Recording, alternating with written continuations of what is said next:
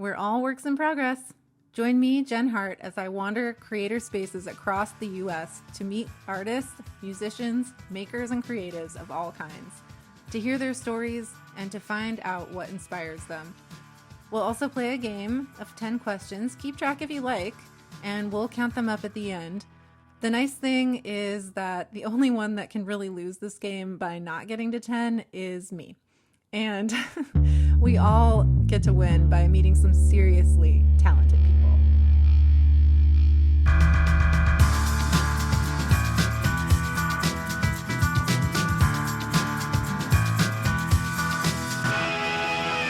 I can only see good things coming.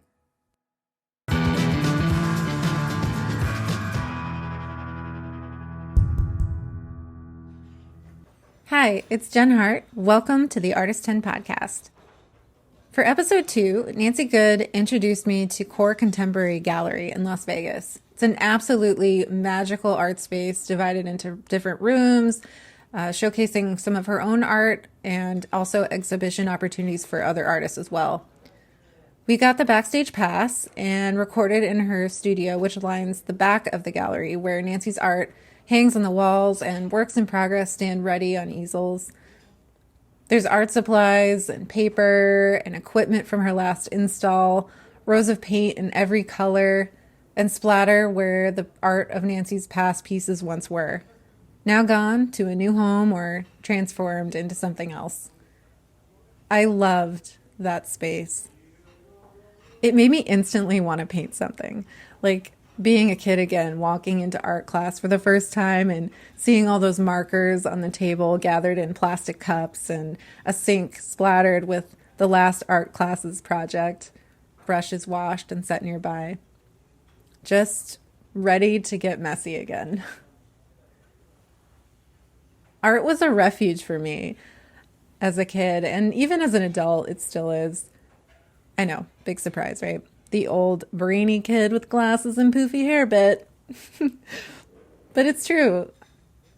Back when surrounding myself in a space equipped for play came with no rent payments, worries of making a mess or messing it all up, all I needed was the plastic cup of markers and a blank sheet of paper to make me feel whole and to create something I was proud to hang on the fridge.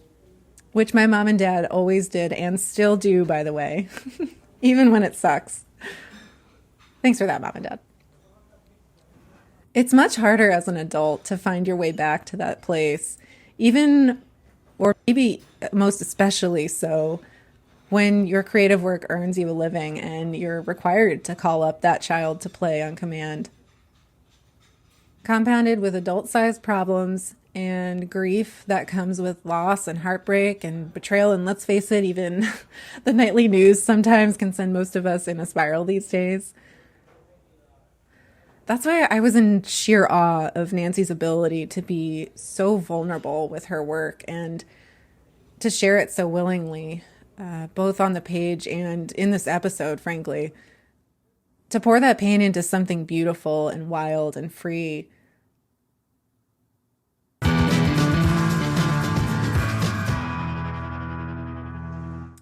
I am extremely excited for our guest today. I have gotten to know her just a little bit before the show today, and I'm already blown away by her space and just the piece of her story that I'm learning. So I can't wait to really dive in and learn more. She is truly a lady boss, using her platform as an artist, an actress, a gallery curator, a Nevada Artists Council grant awardee, and a business owner to help create a space for artists to share their work without worry of chasing the trends or fitting the commercial vibe. An artist that really advocates for other artists, which I personally love so much. The lovely and wonderful Nancy Good. Thank you so much. I mean every word. I'm so excited to be here with you and just learn about,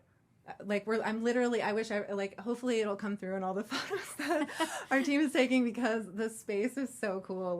My artist brain is firing off everywhere, like the color and like all the different mediums that you play with, and just the size and scale of some of these pieces are truly like just the work that must go into all of this. I'm blown away. Well, thank you so much for having me, and welcome to my kitchen. Literally, it's like, you start going through the cupboards and finding the the ingredients for everything, and that's what I create with. So, do you have a favorite ingredient right now? I have to ask now that we're talking kitchen. Yeah, well, my current ingredient is working on some block printing. Some of my the folks that know me know that I frequently will combine analog and digital mediums, and will create animated or 3D art out of my analog paintings. And so I call it A to D. So this project that I'm working on for the Augmented Reality Society is A to D to A. So I'm starting with analog medium, creating AI digital portraiture based on my own portraits and my written prompts, my verbal prompts. Wow. And then it creates a unique image, and then I transfer that image back to an analog presentation with block cutting. Wow. I'm looking at the block cuts right now, and you said this was linoleum. And I'm trying to the process of shifting into AI and then shifting back. Is that a new process for you? Is that something you played with before, or is it a new challenge? Of course, AI is becoming more and more mainstream and prevalent, and so I wanted to have something that allowed me to interact and collaborate with it without it being the be-all end-all, because that would never be my art. That I've played with it enough to know that there's a lot of different influences that are kind of harvested by AI. Of course. And so when I do my verbal prompts, and then when I do, provide it with the beginning image, like my self-portrait or something, I'm telling it to weight my words and my portrait more than any other influence. So while there would still be some influence from, what it's gleaned and harvested elsewhere, it's still based on very much on what I'm telling it to do. And so there's some surprises, and it's interesting and fascinating. And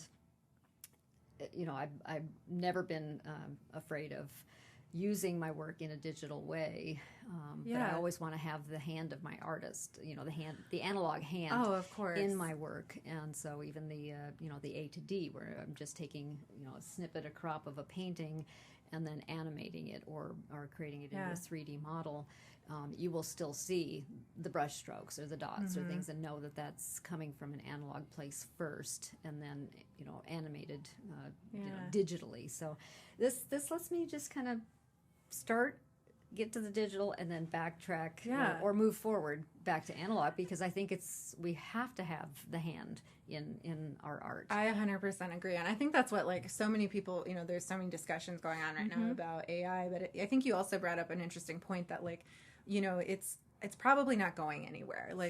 We've been on the AI train for a while now, and this is just the next iteration kind of this.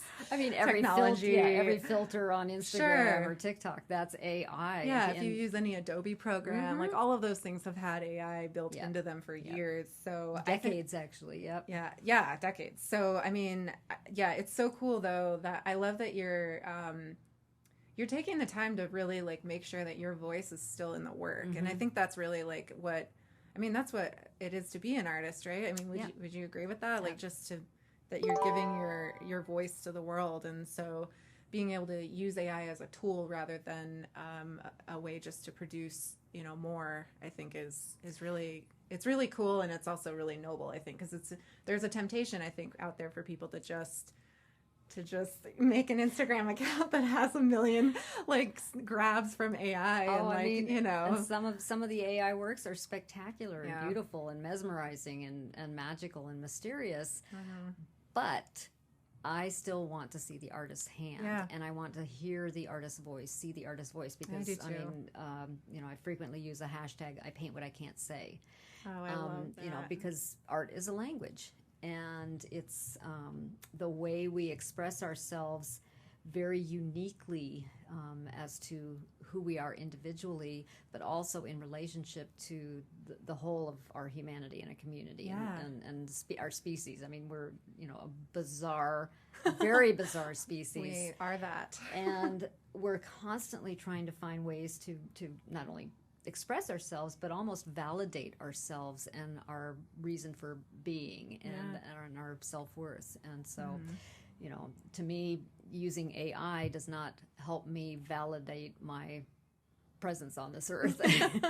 But when I can take something that I am, physically spending time, my hands are worn out after 2 days of precise cutting with little blades, and then knowing that I've got a really unique print that AI can mimic, but it can't make. Right.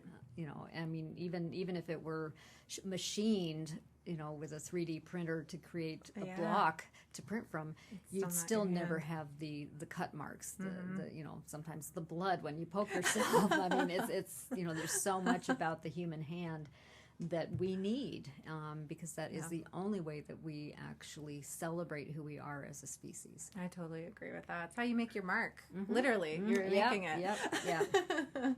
Sometimes I make big marks. Yeah, right? Yeah, the scale of, it's very interesting and cool, to be in your space and see, all the different mediums that you have in here. And it seems like you really allow yourself the space to play. You're, and I don't know, I would imagine not every piece makes it to the gallery or makes it even to your final cut of what you want to show, when you're pitching for something or whatever. But, it's very cool to see that you're looking around, that you really are exploring all the different mediums and figuring out what is going to speak for that voice that you're trying to find. Yeah, I mean, studies are very important to me. Failure is very important to me. Failure is such a starting point for moving forward and new growth. And so, I've never been afraid of trying something new and failing, brilliantly at it. And I won't say failing miserably, because I'm having fun while I'm failing. Oh, and I love that. And so it's a brilliant experience to go, well, that worked, but ooh, that didn't work, but that maybe it didn't work because of what I was expecting, but now I know how to do that thing that I wasn't expecting, and I can do that intentionally in another setting or in another type of process or creation. And so it's something that I really, really love about taking the time, and every year I make time to try a new medium, to play with it. That. I mean, it's been something that I've done for I can't even count how many years, and then it becomes part of my new language and part of the toolbox, part of the ingredients. Like I said, I love that the kitchen. Analogy.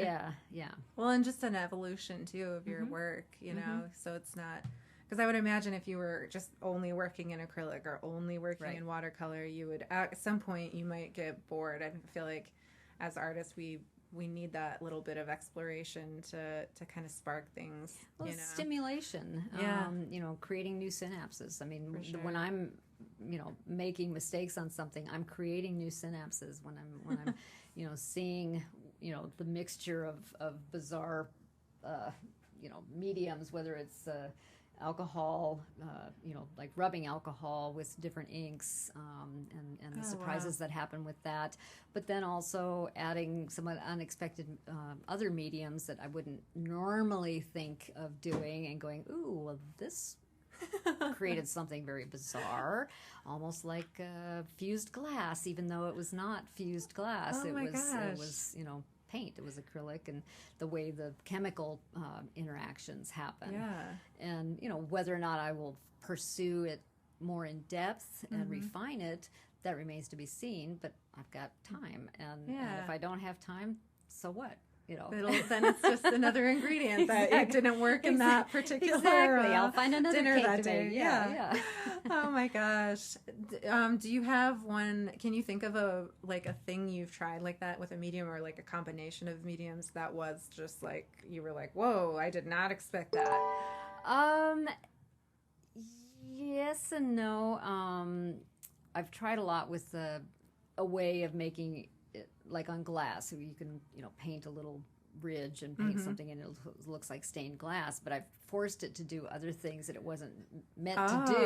Okay. And that was like, ooh, well that's interesting and ugly-ish, but it's interesting enough that it's okay to have ugly components or things that we think of as ugly, because in conjunction with or relationship with it becomes part of the whole, part of the story. And so then it transforms into something beautiful because it's part of the whole story. And so I'm very much aware of not having perfection in every single brushstroke, in every single dot, in every single line, because that would be inauthentic as to who we are and especially who I am. It's like, I mean, I know every flaw mostly. I mean, there's still things I'm still learning about myself, but I know that I will never gain perfection, and I don't want to. I want to become skilled in everything that I do. But if I attain some perfection, then that becomes to me sterile. Well, it removes the artist hand, right? So that was that whole thing kind of we're talking about where like you can see the work in the piece. Yeah, potentially. I mean, it's, there's, we want things to be, it's a bizarre word of perfect. It's bizarre in the sense of sometimes we use it maybe inaccurately. That a straight line on a piece of paper that looks exactly straight is not perfectly straight. Fair. It's what our eyes are able to perceive. And so embracing that what we can't see is still valuable, it's still worthwhile, and meaning those imperfections. It's like, take the pressure off. Don't strive to be, oh my gosh, it didn't turn out the way I wanted. Well, so what? It turned out the way it was supposed to. Right. And we're in collaboration with everything that we're creating anyway, in collaboration with the medium, in collaboration with the canvas, the air pressure, the the room, the mood, the emotions, whatever it is. And allowing ourselves to have that experience means that the imperfections are going to be wonderful and true and expressive and valuable. It's almost like taking a snapshot in time, like when, like all those things coming together, like may never come together in that one way again. Yeah, exactly. So you're just sort of taking like, almost like a snapshot of that one moment where you were in that mood and using that material and that. I have so many pairs of jeans that are painted with those snapshots. Even like I'll put canvases underneath some of my bigger paintings that will have the opportunity to either catch drips or for me to wipe off brushes or sticks or whatever my application tool is. And surprises happen, really cool surprises. Well, they do, and it's like an artist palette. I mean, I've had people want to buy my artist palettes, and I'm like, well, I get it, but it's it's not intended for that purpose. Right. It's more of an autobiography of what's happening in the studio and what's happening with me as a creator. That would be such a fun book for you to do. Like to do like it's your autobiography of like all your artist palettes together. Oh my gosh, yeah. Oh my gosh, I would read that. It would be on my coffee table. I have I mean, my jeans are that way. It's like everybody's like, oh, I love your jeans, you should sell those. It's like, well, that's my life. Yeah. I mean, is the jacket that you're wearing, did you make that? Yep, oh my gosh, that is so cool. I painted this and have a jean jacket that I love repurposing clothing that maybe kind of goes not necessarily completely out of fashion. Yeah. But it's wearing out. I mean, my jean jacket that I painted, the elbows are fraying, and I'm probably going to do some special embroidery on those and patching and stuff. But I, painted the whole back. It's a sign of a favorite jacket. Yeah. And it's the same with jeans. I'd much rather go to the thrift store and get some working jeans, and then they turn into these magical, palette creatures that are walking around. And bring them back to life. Palette creatures. I love that. Yes. Oh my gosh. Yeah, I've had people stop me in the stores going, "Oh, can I buy your pants?" And I'm like, "Well, I'm wearing them." Yeah, so you're like, "Can I wear them myself?" Well, I mean, I have to go get more. So, oh my gosh. Well, don't you want to? People spend a lot of money for them. It's like, well, yeah, okay. Yeah, you're like, but they're mine. This is like my way of expressing myself. I love that you keep that for yourself. That's really cool. Like that's like your little piece of art that you're not sharing. Like that's you're sharing it, but you're sharing it with people, not like for sale necessarily. Like it's something you do for you that you just like to do. Yeah, it happens. It's never planned, and I don't really want to have, the sense of commodification around my body, so to speak. I mean, it's that's fair. That's, it's like, get a little. Yeah, I mean, there's. I mean, I've had some very bizarre comments about, oh, I'll trade you what I'm wearing, and I'm like, no, sorry, I don't know where your clothes have been, but I mean, they're nice, but again, you're like, no offense, I'll keep my pants. This is part of me. Oh my gosh, that is so funny. That's so funny. Like people, I mean, it's a compliment, but it's also just like I'm wearing these though currently, or and oh, where'd you buy those? I was like, do you think I could buy them somewhere? But I mean, obviously people do sell. In fact, Walmart came out with pants that had like hand painted, screen printed or whatever, but looked like, I mean, somebody sent, it's like, those look like your pants. It's like, well, maybe they copied one of my photos. I don't care. I don't care. It's never going to be the same. Yeah. It's mass produced. It doesn't have the soul of an artist in it. 100%. But that said, I appreciate that other people connect with the soul of an artist. Yeah. It's like connecting with the soul of a musician, with a song, something, and back to art being language. Yeah. I mean, it's the way connection. It's super, super special. Like being able to, and it's a language I feel like, everyone can speak, right? Like you can connect with somebody, be in just a totally different, like do a totally different job, be from a different place, like, but you can still love the same piece of art and still connect with it in a similar way. And there is something really special even about if you don't understand everything about it. I mean, I don't ever claim to understand everything about even the art I'm creating. Sure. I mean, because again, this is this collaboration that the art has its own message for me, and sometimes that message comes later, based on new experiences that I have. Going, oh wow, that's why I do that. You're like, oh, connection. Oh, why do I really always gravitate to this? Oh, that's why. I mean, it's just this self-awareness that we have the opportunity to enjoy and embrace in our lives, rather than being afraid of that maybe that would force us to change who we are. And it's like, no, it just adds to who we are. Those epiphanies are fun, where you're like, oh, mirror, I can see now. Like, yeah, exactly, which is also why my work tends to be very heavily layered. Things that are hiding, things that come back to the forefront. Recognizing that I will never know the whole of anything that I am. I mean, I've just met you in person, and you're lovely here, but I only know, it's like this little scratching of the surface. Yeah, for sure. And it's same with me. It's like I'm still learning things about myself, and things that, especially like memory, that things come to the forward, and we all of a sudden think we remember it correctly. Well, it's not really memory. It's like a revisionist. It's because we have new experiences with which to analyze, and so that to me is actually kind of exciting as an artist. That lens shift. Yeah, that I don't have to, be so rigid in my memories, and my my claim of recollection, that I can go, oh, well, I was thinking it was this, but now I've got a new sense to it, and it may not even be accurate, even that new sense. And so what? Again, we're dynamic individuals. Our brains are constantly changing. The way we store things, the way we recall things, because of, again, back to experience and new experiences. And it used to be like, I'm going to get in a fight. This is what I remember, and I know this to be true. And and then it was like, you're like, do I though?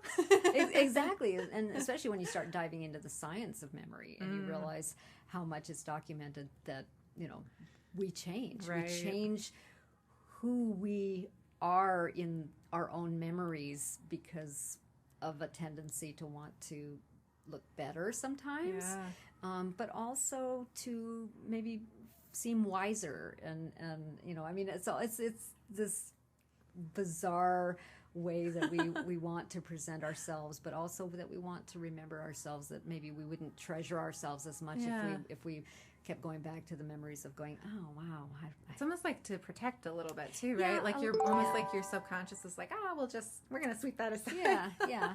And then of course, the real trauma that our memories are trying to process and then relearn how to live through. And that's those are deep layers, very, very much deep layers. And again, back to some of the reasons why I put so many layers in my work, because sometimes we're afraid to see those layers, right? And maybe it takes looking at it in a new light to not be so afraid of it, and not let it control us, and not let us, make decisions that would be harmful based on those old, traumas, those wounds. Yeah. There's it sounds like a lot of freedom in that too, like letting yourself really like explore that, you know, and being willing to go there, because, everyone has trauma and pain, but like, I do think artists, like, musicians, it's a lot of, and it doesn't have to be like a traditional, what we think of as traditional creative, but like creative minds tend to pull from those tragedy pieces in their life that they can kind of like rearrange them into something that's relatable. And I guess that's where that connection comes, and why we connect maybe to those pieces that are so personal, because you can feel the layers, you can feel where there was like some work that went on like behind those layers. And it's really cool because it's like, it's visual, right? Or like if it's music, you're hearing it, but you can like hear the pain, or you can feel the like work in it. It's really cool. And sharing it brings catharsis. Yeah. In fact, this piece behind me is called Collective Catharsis. And there's a poem that's hidden in the red banding. Oh my gosh.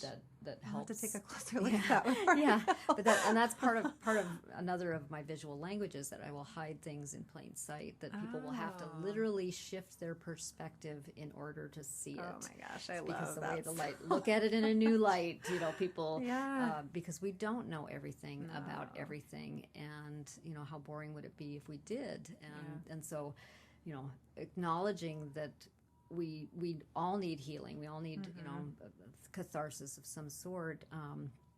My philosophy has always been that if we were seeking that catharsis together, collectively, we would be healthier as a species. We would be healthier as communities. We would be healthier as families and neighborhoods and just governments, religions, and all of this stuff. Instead of trying to be so isolationist and divisive, it's like, no, collective let's is talk. when Let's talk this out. And I think if we did that more, we would find we have a lot more in common. Like our tragedies overlap. Like the things that we've gone through, the hard stuff and the good stuff. Like there's a lot of things that overlap. So that's really cool. I'm like peering at this painting behind you now. I'm trying to read it. I'm definitely gonna go look at that after. Oh my gosh. We were talking about just again like this idea of play and like how you build your pieces. Right before we jumped on the podcast, you were talking about this healing statue or a healing figure that you made in a workshop. This spirit. And saying that you don't get a chance to do as many workshops anymore, probably because you're a participant, right? And so like because you're so busy. I mean, you are doing all these gallery shows, and like you're going to London for this collection. And I won't be going to London. My pieces. Yeah, your pieces will be traveling. They get to travel in style. But it just happened to be that. Had to go up this last weekend to Virginia City to deinstall a very, very large solo exhibition, and it just happened that on Sunday, during the last few hours of the exhibition that it was open, there was this workshop, and I'm like, you're like, I have time. Yeah, I think I'm going to do that, and I so enjoyed it because I was able to use some other skills that I don't really have. I don't want to say that I don't have use of in the studio, but I just haven't used in the studio. Not exercising right now. Yeah, and some of it is, a lot of raw materials, like, very unique raw sticks and bark, fur, and, things that I get to put together in a unique way. Like very organic. Very, very organic, and more sculptural, small sculptural. But I was like, I'm doing, wrapping of cord that I haven't done in a long time, actually stitching things together, and it's like, I still know how to do these things, even though I haven't done them in forever, and then was also able to incorporate the language of relationship into the piece that I created, from friendships to memories of travels, and travels to Alaska, living in Montana for 20 years, and things that bring me back to something that is at the core of me that I don't often visually express. Tap into. But it's still there. It's I never feel like I'm missing out. It's like, oh, here's the opportunity. Yeah. Okay, well, I get to play, and it is play for me, and it's play every day in the studio. I mean, I have ridiculous amount of fun in the studio. Oh yeah, this space looks like so much fun. It's cluttered. It's somebody donated a whole bunch of chairs to me, so I just got racks that I've got to install so I can get them out of the studio. Though. It just feels like like I feel like I'm like walking around in your brain a little bit, like, you know what I mean? Very much so.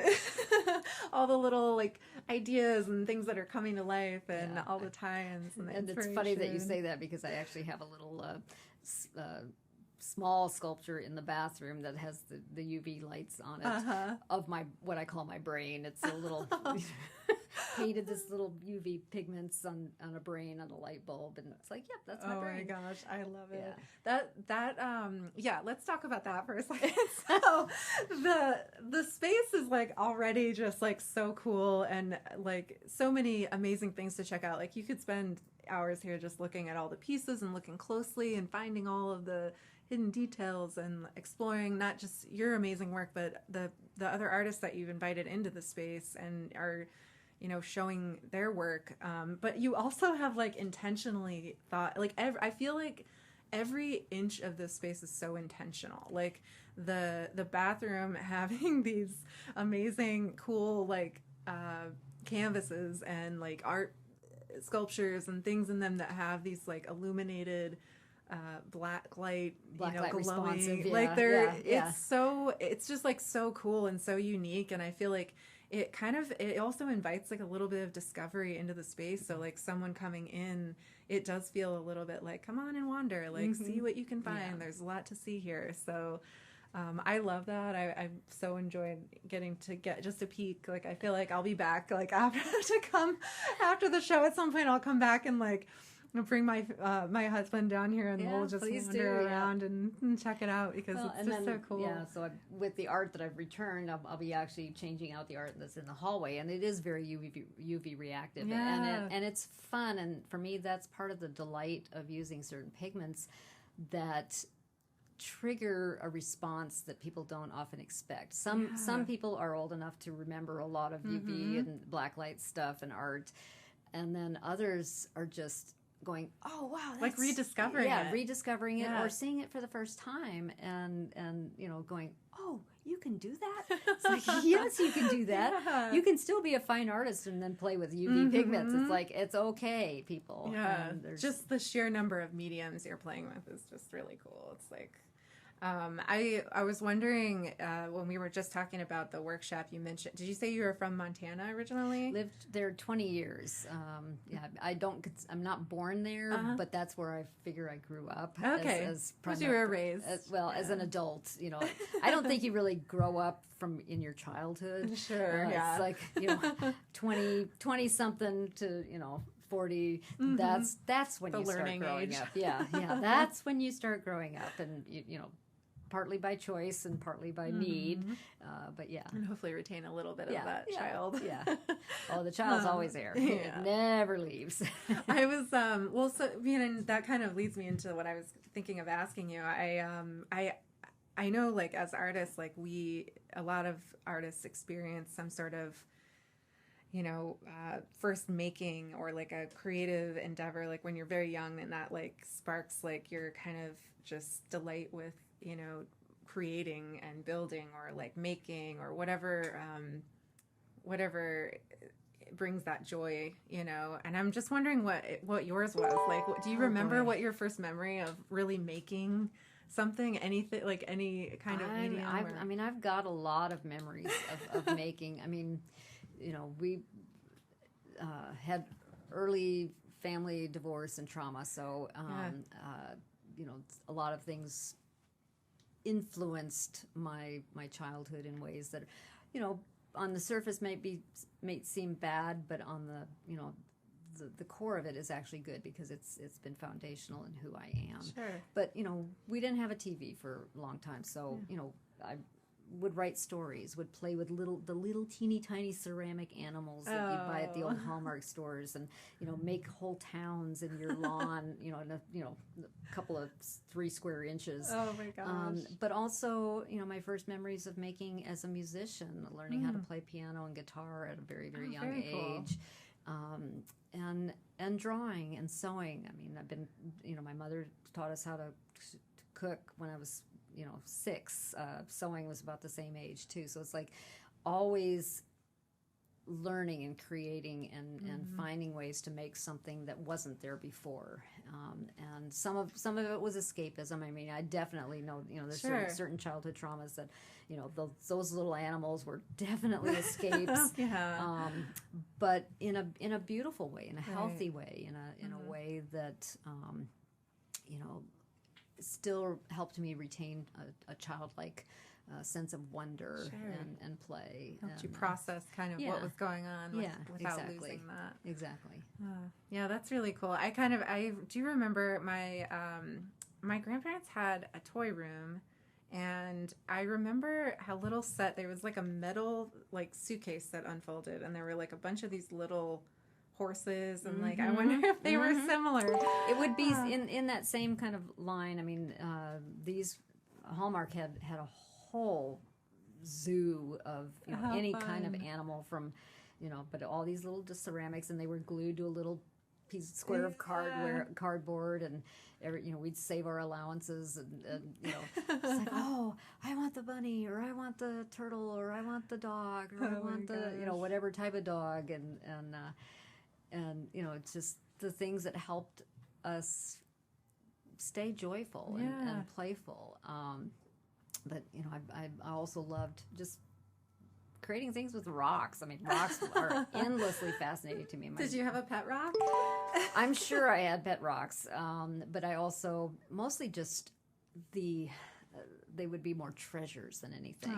My great-grandfather was a avid rock hound down in Oklahoma. Okay. And so that was early exposure to rocks and fossils and crystals. And that's so cool. Did you ever go out with him and get to his little farm, his little homestead farm? How fun! The pecan groves and things like that, and and so I've that's been instilled in me forever. So you will find rocks and crystals around the studio, around the gallery, home, everywhere I go, there's a rock.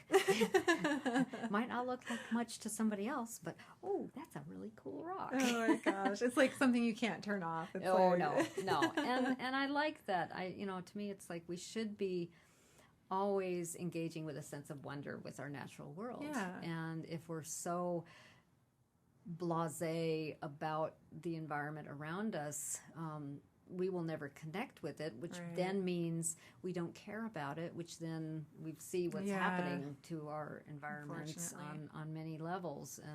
And it's not any one thing. Sure. It's just this perfect storm of things and agendas.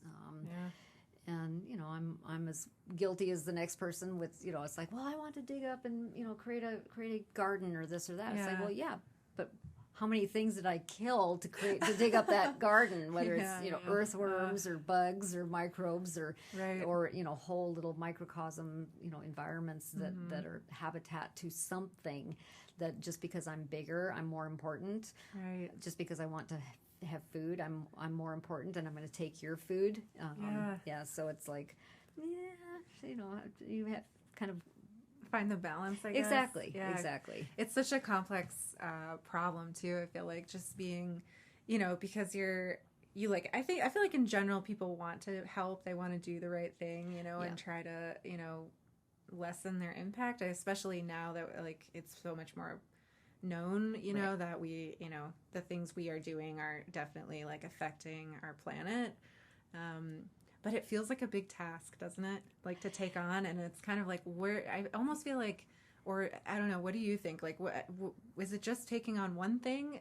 Does everybody focus on one thing, each person, and that's how they help? Or I think, and this is how I stay sane.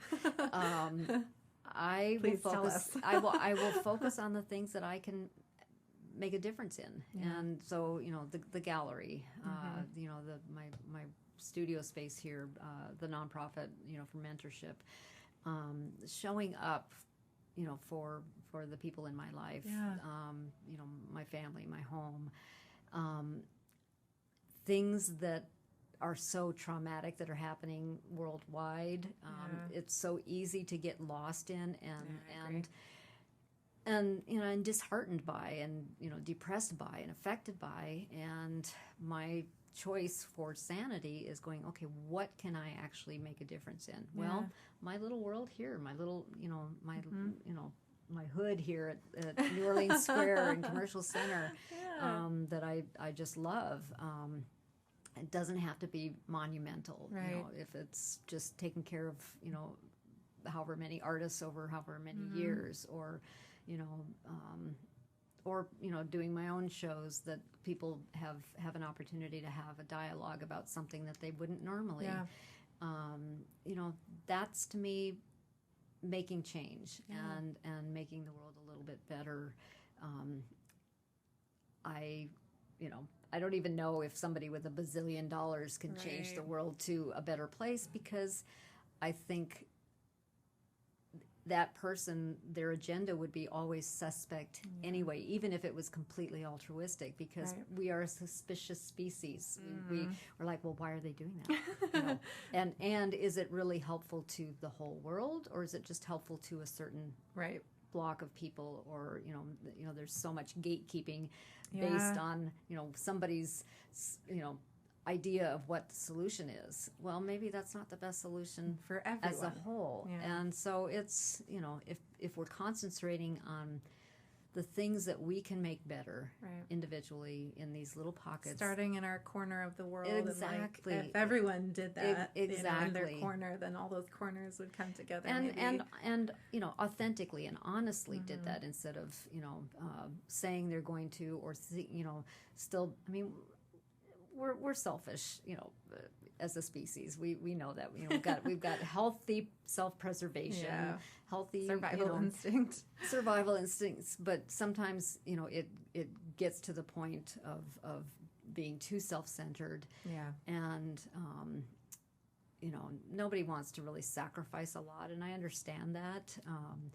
But a little sacrifice actually helps us grow and helps us find more amazing things and beautiful things. And then especially when we see that a little sacrifice might help somebody else do something they would have never ever been able to do before. It's an investment. Exactly. I mean, I've talked to people about the investment in this gallery. I mean, it's like I can't even put a quantitative number on what I've invested in this space, just monetarily. Yeah.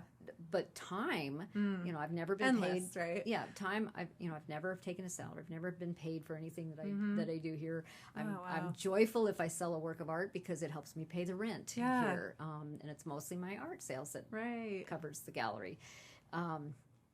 But I don't feel like I'm losing anything by doing that. I feel like I'm following what I'm meant to do, which is make a difference in the little ways that I can, and that brings me joy. So it's like, okay, well. I was just gonna say, I feel like that, and it seems like you've really found joy in that, and that's kind of key, right? I mean, that's the point of all this, like to find, to be able to, take care of yourself and find joy and take care of those around you. Right. So. And it's hard. It's hard work, but why should we be afraid of hard work? It's like, I mean, my body is so sore from the deinstall over the last day and a half, and yet, but I'm like, well, my body's sore, which means I'm still here. I mean, just at the bare minimum, I'm still here, and that's so amazing though that you're, not only are you showing here in Vegas, but you're getting to travel and show your art in other places too. And that must be, what is that like? How does that feel for you? It's a good feeling. It's an investment. I do a lot of, proposals for exhibitions elsewhere. And like we were talking earlier about rejection as an artist. And so, I get a lot of rejections or absolutely crickets. But I also continue to know that, my artwork is worth creating. The right audience may never see it unless I pursue an exhibition elsewhere. Putting yourself out there. And it's just not tying my self-worth to whether or not I get this next show or that next show or whatever, but I'm going to keep creating the work. I mean, which is one of the reasons that I applied for, the project grant that I was recently awarded is I keep applying to more, institutional spaces, museum spaces, nonprofit spaces, and I want to have a bigger and bigger body of work because some of these spaces are big, and it's worth it to me to have a large body of work because it's the storytelling. One piece by itself may have great impact, visual impact, but it doesn't tell the whole story. 2 pieces, 3 pieces, they still, a couple of story of your growth. A few chapters of, it's like, you want to read the book? Well, it's a big novel. So, here's 20 murals, here's 30 murals, here's 40 murals, whatever it is. And so, I will never not do, especially the mural paintings. That's where I find my greatest creative joy. But I also love the small stuff, and well, it's so intricate. You really you're so close to the piece when you're working on it too. There's something kind of cool about that. And I constantly have like a sketchbook with at home. So if I'm not in my studio for a couple of days, because I do try to take my days off, especially Sunday. When your laundry, work is play, little house cleaning, very little house cleaning, mostly laundry and sketching on the couch with the puppies and my husband. But just decompress. But I can't. The creative brain doesn't turn itself off, and it doesn't feel like it's stressful, but it's just more like almost like automatic writing, where you just. Something's coming out. Yeah, exactly. You need a place to put it. So exactly. So I've got this my most recent sketchbook, and I love what happens because of the mediums I use are usually the Copic markers, which are very responsive to alcohol spray, and so it can blend and do some things. But it also will seep through to the pages underneath, which then gives me a starting point for the next. Sketch my gosh, or so it's study. Almost like a continuous. Oh, it's very, very much so. Very much so. And so, that becomes part of even my exhibitions where people will get to see, like during opening reception, that, this is the small versions of what you're looking at on the walls. Wow.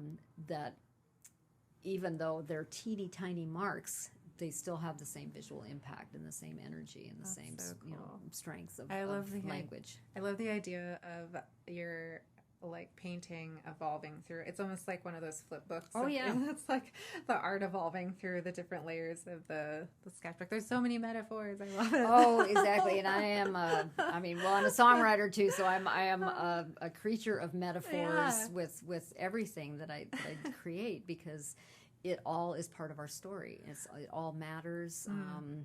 I just have a piece that's been purchased by the city of Las Vegas, one of the mural pieces. Congrats. So I just got that deinstalled. We'll get that delivered later this week to them. And, but it's having things that help us celebrate who we are through whatever we're experiencing. Our daughter, our youngest daughter, was taken from us, and tragically, the abject, soul-crushing grief would normally, be something that you want to avoid. And I said, you know what, I'm going to paint through this. I'm going to create through this. And so I've got, sections of some of these bigger paintings that are just ugly and fierce and raw. That's how you were feeling. But it's part of it, and it gets woven into the next layers. And then it comes back to what we were talking about, that it's all beautiful when taken as a whole. It can be frightening and terrifying, individually. Yeah, and heartbreaking. And heartbreaking, and things that, you just want to, put deny in a box and forget. Exactly. Yeah.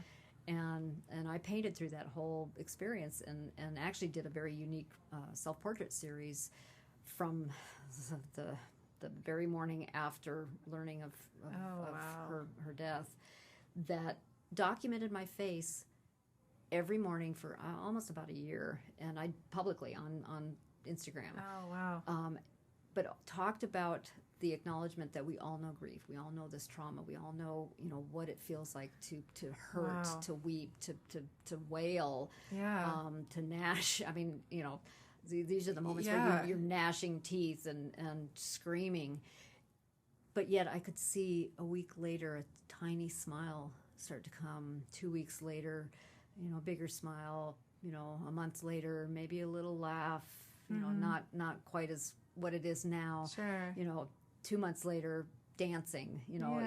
And the transition of healing, that to me, when I see that in somebody else, it gives me hope. So why would I not share that with somebody else? That is incredibly just brave of you to just share that. I mean, that's such a I don't have any children, but I can only imagine. People say that is one of the worst pains you can physically, emotionally, mentally ever really work through, and to put that out there for people and to use it as a platform to help others is just I'm getting teary. That's just so. It's just so wonderful that you were willing and found the inner strength to do that, because I mean, gosh, that I couldn't do it any other way, because chills, it was the only way that I could save my own brain and my own heart. And that's, back to this collective catharsis, this belief that if we are sharing the things that we need to, recover from, move through, whatever it is, we will be stronger, we will be healthier, we will be happier, we won't feel so isolated. Social media and the internet has created this world of isolation. We don't ever have to get off our couches to do anything, but yet look like we have a life. And I'd rather it be real. And I'd rather it be real in the sense of okay, I'm going through this, and if I'm going through this, I know I can't be the only one. I'm not. Someone else is going to walk with me, to do this. Right. And I don't want anybody else who's going through it to feel like they're alone. And it was just remarkable, the response and the compassion. Did you have people reach out and tell you their stories too? Sometimes it's it's such a private place that people feel very vulnerable in sharing. And I'm also of an age, I'm 62 years old, that it's what do I have to be afraid of? I mean, seriously, I'm still here. I'm still walking. And what's so, that like? I don't think I know that freedom yet. I know. And it's remarkable. It doesn't mean I don't hurt. Of It doesn't course. mean I don't get blindsided by something or someone. But for the most part, I can go, okay, well, I recovered from this over the previous 50 years of my life or 60 years of my life. So if I recovered from that, I will get over this too, and I'll be okay. And oh, by the way, if I did that, let's, Others hopefully, can do it too. hopefully let somebody else know that they can do it too. I mean, we don't ever go through this world by ourselves, and we shouldn't go through this. No, it's a big world. It's a big world. I mean, we Shahab, need another hand to hold. Yeah, Shahab knows I will frequently hashtag it takes a village. I have not had any of the success here at the gallery or for my own, career without that village. Yeah. And the village could be a 2-year-old coming in and buying their first art piece that their dad says, "Do you like this?" And it's like, yeah, okay. Geez, I've now been collected by a 2-year-old with their first work of art, and that's part of my village. And they'll remember that, like a kid. That would be something I feel like I don't know. I feel like those are like moments, they're like your core memories. Like you remember those things. So that's like, what an incredible story you have. Honestly, like I could talk to you all day. I'm like, do we have like another 4 hours to like continue? Sure. We'll maybe have to, if you're willing, have you back sometime and we I can would talk love some that. more because I would love to just continue. Well, and I'd love to get to know you. Yes, because it's definitely. like, Let's get a coffee or something. We'll put you on the other side. We'll interview Put you in the hot seat. Yeah, it's easier on this side, right? I get to ask oh, the questions. It's not that tough. It's not that tough over here. Yeah. No. Oh my gosh. Well, I mean, as we wrap up, I think we might have time for one more question, and I just want to make sure everyone is like. I feel like we talked about this a little bit, but like I like to ask artists this because I feel like it's something really relatable. Like when you're, we talked about it as a kid when you start creating and like that spark happens, but then as an adult, there's like this thing called a flow state, right? Like where you almost like disappear into the art, but you're in the art. And like, I'm interested personally in like, I just love to hear how other artists think. And I'm interested in knowing like what that feels like for you, or like, what is that state like for you when you achieve it? It's constant. I mean, it really is. I don't have a way of separating non-flow from you flow are the state. flow. It just is. I because love it. And part of it is also being a musician for so long and even performing for so many years that interruptions, disruptions don't ever break my flow. So it becomes all part of the same experience. So it's part of that collaboration, that collaboration of space, of air, of emotion, of sounds, of things rolling by, skateboards rolling by. Yeah, we just had the whatever's happening in the adjacent offices, or and I've learned that embracing it, not focusing on it in with a microscopic annoyance, so to speak. Trying to achieve it, letting it just come to you. Right, just lets it happen. Lets me not be interrupted. Lets me appreciate when somebody comes in the gallery and the little door chime rings, and it's like, oh, I've got to stop what I'm doing and go out and greet whoever came in and be happy that they're here, because I am happy that they're here, that they found us and found came in the door.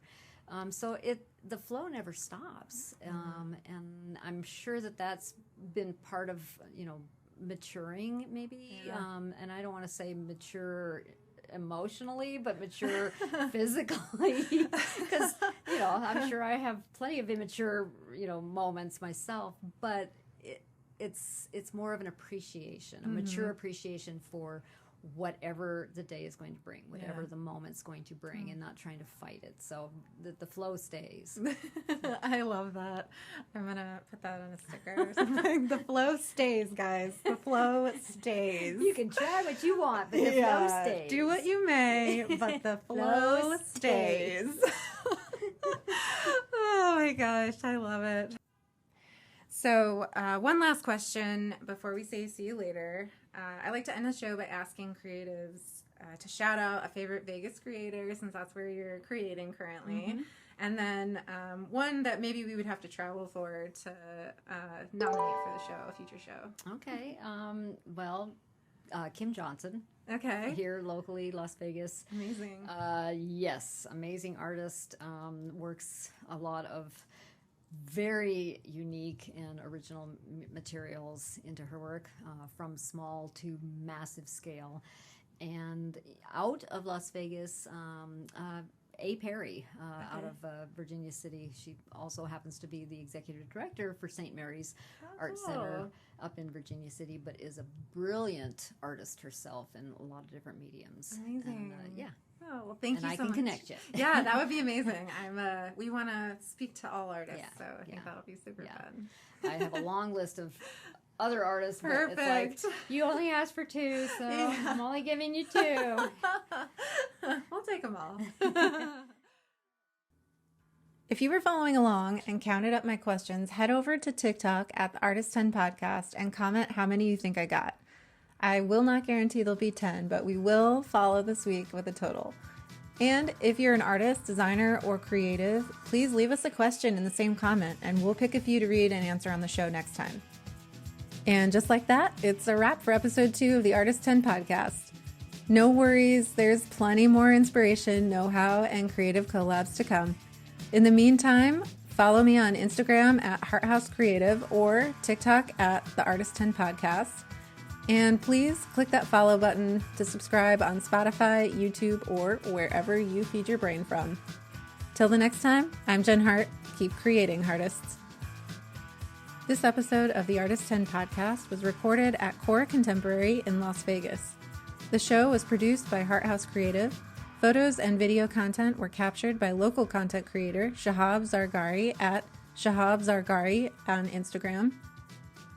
Get to know this episode's feature artist Nancy Good on Instagram at nancygood_art or at Core Contemporary or at Core Arts Concord. Visit Core Contemporary Gallery in Las Vegas, Nevada to meet Nancy in person. You're invited to attend the closing reception and artist talk for Invisible Memories, featuring Jeannie Hua, in conjunction with Post Invisibles and International Biennial. That happens Friday, April 26th, 2024, from 6 to 8 p.m. Core Contemporary is the only U.S. gallery participating among 16 international galleries, so do not miss this. See our show notes for more ways to connect.